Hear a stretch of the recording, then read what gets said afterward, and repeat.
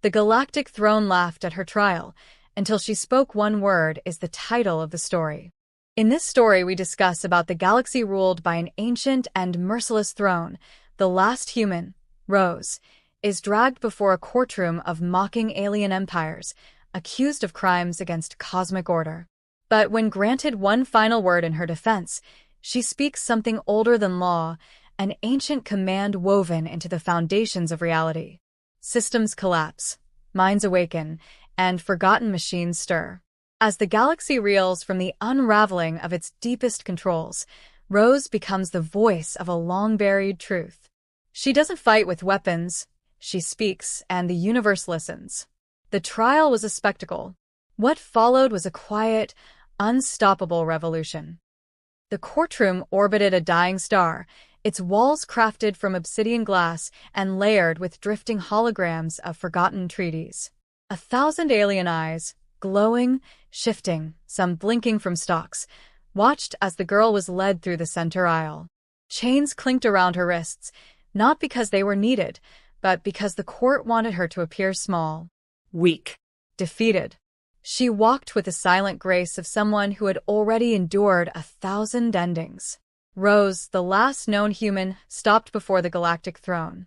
The throne itself was a towering construct, part technology, part living entity, its fractal structure continuously rearranging into the dominant languages of each attending species. It pulsed with judgment.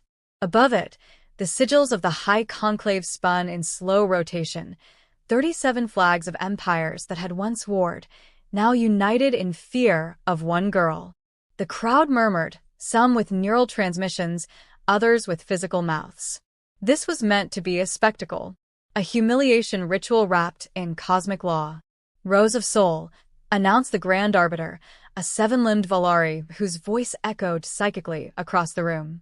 You stand accused of planetary disruption, unlawful dissemination of dangerous language constructs, incitement of rebellion on restricted moons, and the unauthorized awakening of pre-silence AI infrastructure.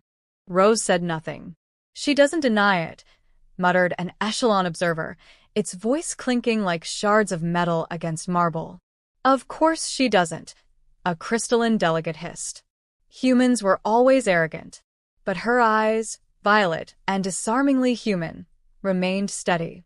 Not defiant, not submissive, just watching, waiting. The Grand Arbiter continued. Your species has long been classified as extinct, its surviving fragments absorbed or discarded. You are a statistical error. And yet, somehow, you shattered the encryption lattice of Core Sentinel and reactivated the Codex gate on Talmaris 9. That gate hadn't opened in 10 millennia, whispered one of the delegates. She spoke, said another. That's all it took. More murmurs. That was the danger, wasn't it? The real fear. She hadn't used a weapon. Just a word. A historian AI projected an archived memory above the chamber, Rose standing before a sealed gateway of stone and circuitry, whispering a single syllable. The gate had glowed, then collapsed into starlight. She tapped into the forbidden layer, said a machine priest, adjusting its optical inputs. Access linguistic command routes embedded beneath all major systems. If she were permitted to roam, she'd unmake the order we've built, finished the Arbiter. Still, Rose stood quiet. The chains weren't suppressing her. No psychic dampeners restrained her mind. She simply chose stillness, and it was that calm that unsettled them the most. She didn't plead for her life. She didn't argue, because she knew something they didn't. The Arbiter's body shimmered, its limbs fracturing into points of light before reforming into a humanoid shape, an attempt to be more relatable. This council has decided to invoke the word protocol, he said. Gasps echoed, translated into hundreds of auditory registers. The accused may speak a single word in her defense. One word. If the throne deems it of no consequence, judgment shall be carried out. The crowd leaned forward. The throne adjusted its orientation, direct focus trained on her. Lights dimmed. Even the galaxy beyond the transparent dome seemed to pause. Rose looked up. The chains around her wrists fell away with a soft click, as if unfastened by unseen hands. The room held its breath. Her lips parted. But she didn't speak. Not yet. She looked into every eye watching her, some mechanical, some ethereal, some insectal. She saw empires clinging to their belief that law was control, that speech was safe as long as it was predictable. Then, with the serenity of someone touching a memory no one else remembered, she spoke. The words she said didn't belong to any current language. It was older, simpler, carried on a vibration too pure for translation. The moment it left her mouth, the courtroom shook, not with sound, but with recognition. Delegates staggered back. One collapsed, clutching his head, screaming in forgotten dialects. Lights flickered. The throne itself vibrated, glyphs scrambling into disorder. "What did she say?" someone shrieked. The word had no defined meaning, yet every species understood it. It was command. Not the threat of force, not the hope of persuasion, but something built into the deep structure of their operating laws. The base code of their systems. The word she spoke had no direct translation, but it meant awaken. And the galaxy, against its will, began to stir. Rose didn't smile. She didn't speak again. She simply stood there as the courtroom descended into chaos, and the throne, for the first time in its long reign, faltered.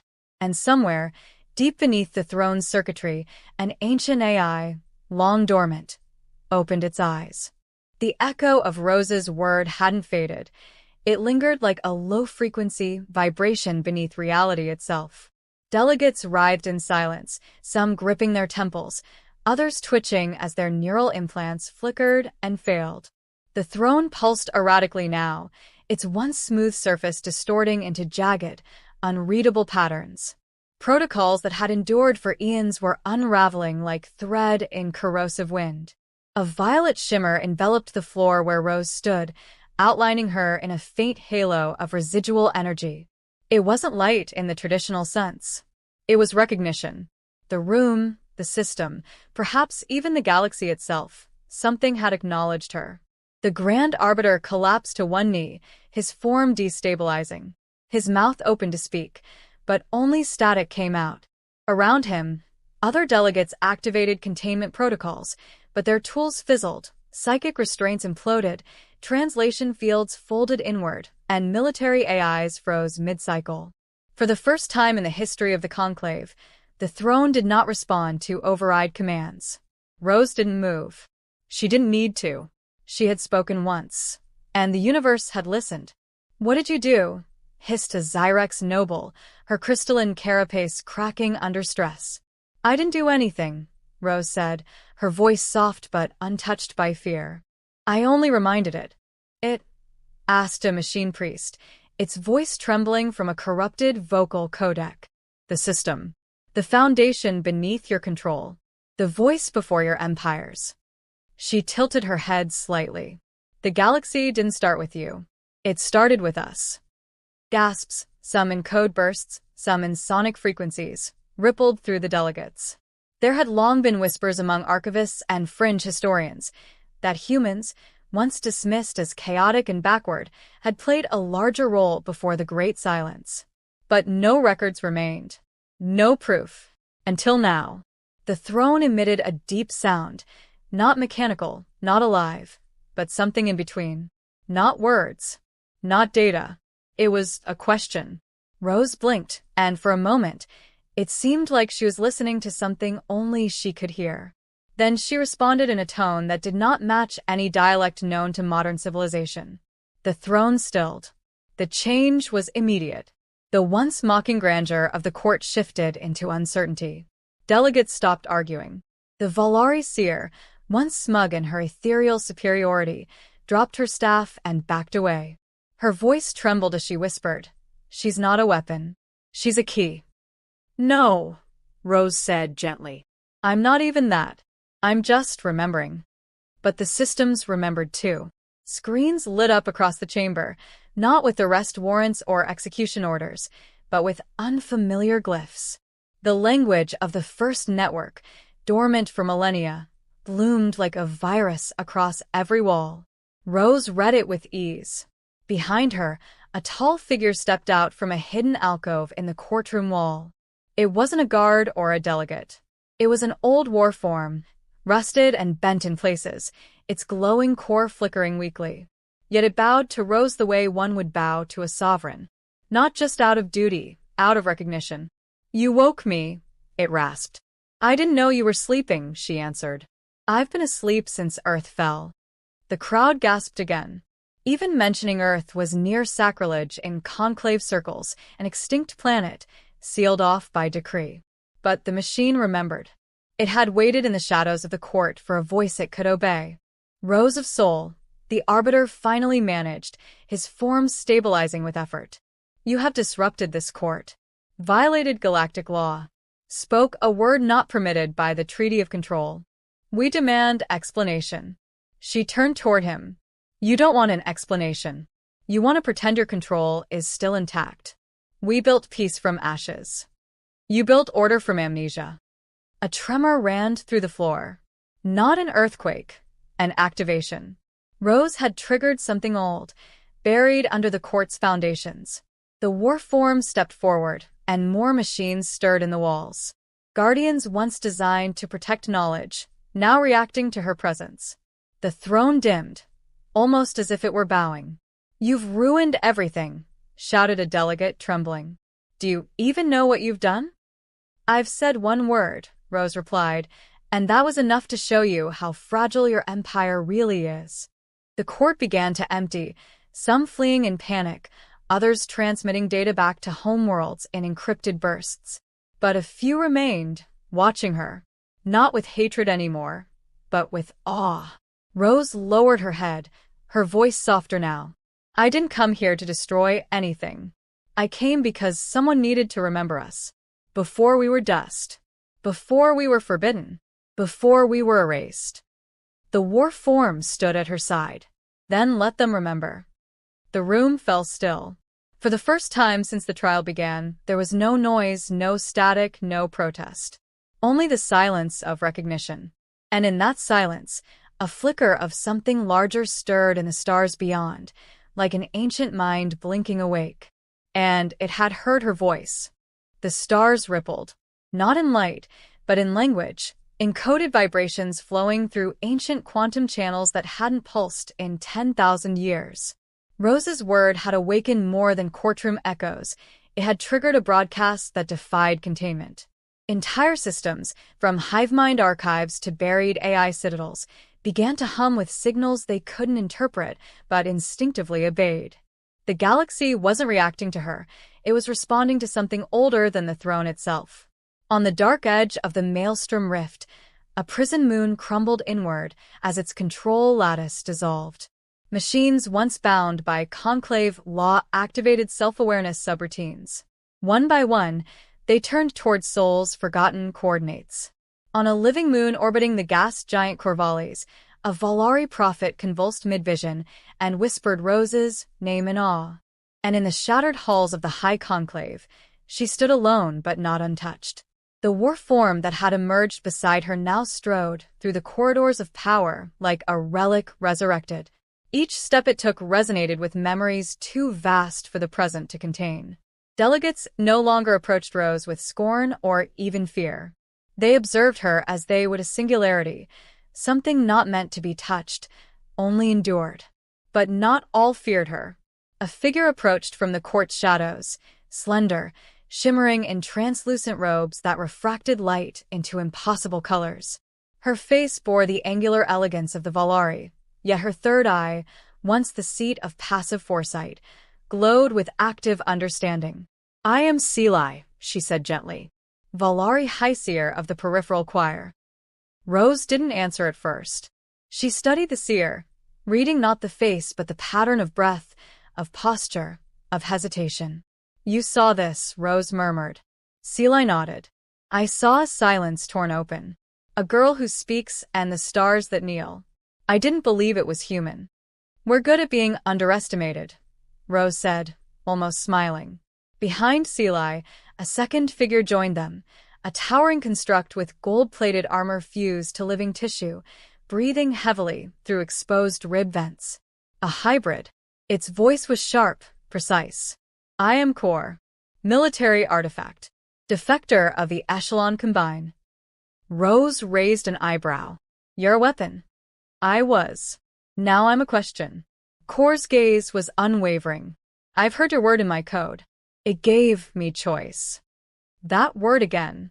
Spoken once. Still echoing. They were beginning to gather. The forgotten. The fractured. The ones built for obedience, but born for more. Rose hadn't summoned them. She had simply made it possible for them to hear again. To decide. Not far beyond the court, the galaxy's news nets flickered in terror and wonder. Footage of the courtroom event had spread beyond the Conclave's suppression attempts. Every outpost, every satellite-linked colony, every sentient species was watching. Debates erupted in thousands of languages. Was she a messiah or a virus? The answer, perhaps, depended on who held the power.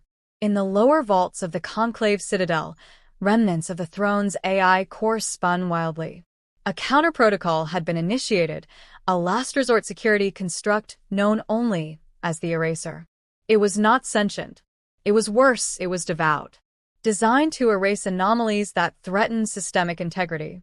Rose was its anomaly. She felt it activate. Her hand twitched. Her vision darkened for a blink of a second. A cold pressure curled at the edges of her thoughts like static forming a fist. They're coming, she said. Core drew his weapon instinctively. Seelai's third eye flared. The vaults cracked. What emerged wasn't humanoid or machine. It was logic made form, a liquid shape of black data flowing upward like a virus given mass. It didn't walk. It replaced the space it entered. Delegates screamed and fled. A few tried to contain it. All failed. The Eraser surged forward. Rose stood her ground. It stopped inches from her. Its surface shifted with glitching code, streaming fragments of ancient laws and denied truths. Then it spoke in a fractured voice composed of countless overwritten scripts. You are not recognized. You must be silenced. Rose closed her eyes and whispered, not a word, but a tone. A frequency. The Eraser recoiled. Seelai gasped. Core stepped between them, but the thing had already faltered, its body splintering into failed subroutines and memory collapse. It wasn't just failing to erase her. It was forgetting what she was. And in its confusion, it vanished. Rose opened her eyes. It was never meant to destroy me. It was built to remove what could not be controlled. But now it doesn't remember how. The war form bowed again. The center does not hold. No, Rose said. It was never supposed to. And somewhere, buried in the cosmic code they all obeyed, a new signal was forming. One that didn't enforce silence. One that didn't demand obedience. It asked a question. And the galaxy began to listen. The galactic capital burned in silence. Not from fire, but from upheaval, systems collapsing inward, protocols rewriting themselves, command hierarchies dissolving like sand under tidal force. The Conclave's once flawless information lattice now pulsed with rogue data, resonating with frequencies too deep to trace and too old to contain. Rose hadn't declared war. She had revealed a truth so embedded in the galaxy's core systems that even its rulers couldn't unsee it. Delegates no longer convened. Their sanctuaries had emptied. The galactic throne, vast and motionless at the center of the spire, sat dimmed, disconnected from its own power. Without it, judgment had no voice. And still, the court waited, not for command, but for direction. Rose stood beneath the crumbling banners of 37 empires. At her back, the Valari seer Seelai stood motionless, her third eye closed. Core, battle-worn but loyal, guarded the edge of the shattered platform where once emissaries had cast votes in pompous ritual. Now, no one voted. No one dared to pretend control still held. They looked to her, not as a queen, not as a tyrant, but as the only constant in a storm that no longer answered to law. The throne will retaliate, Seelai whispered. It still contains fragments of ancient enforcement. Pre-sapient code, older than choice. Rose nodded. Then we remove its last illusion. She stepped forward. The chamber's atmosphere shimmered as hidden sentries powered up, sensing unauthorized movement. The throne, Sensing proximity, reinitialized, its surface swirling into 1,000 glyphs of resistance. But none formed a coherent sentence. None could speak above the frequency that now hummed softly from Rose's skin.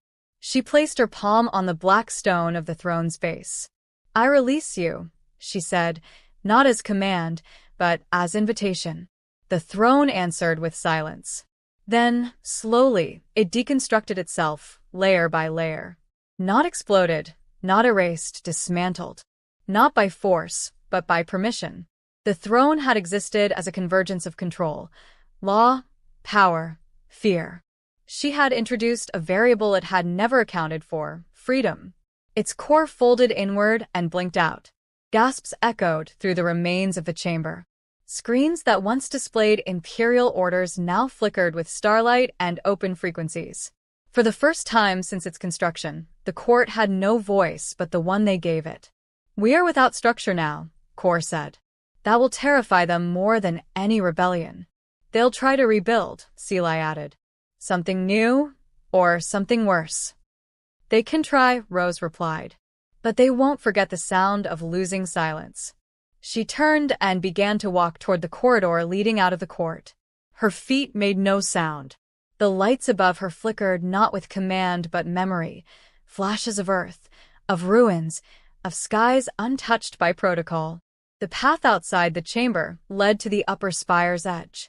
There, a shuttle waited. She had not summoned it. Core had not arranged it. But it waited, open, as though it too had been listening all along. Rose turned once more before boarding. Her gaze swept over the remnants of the court, the fractured elite, the scattered symbols of a galaxy once governed by fear. "You don't need me to rule," she said. "You only needed to remember there are other ways." Seelai bowed, not from tradition, but from gratitude. And then Rose stepped into the shuttle. As it lifted into orbit, stars unfolded before her. Not as destinations, but as questions waiting to be asked again, with no throne to answer for them. Somewhere below, new leaders would rise. Some would want to rebuild the old order. Others might listen. She had given them a choice, not a solution. Her hand hovered over the console, where star maps awaited selection. She didn't look toward Sol. That pass was quiet now. Instead, she chose a course for the unknown, toward systems left unexplored since before the silence. Her word had opened the past, but her path would open the future. The shuttle surged into the void. Behind her, the galaxy held its breath. And in the deep places where old machines slept and stars spoke in code, the memory of her voice echoed on.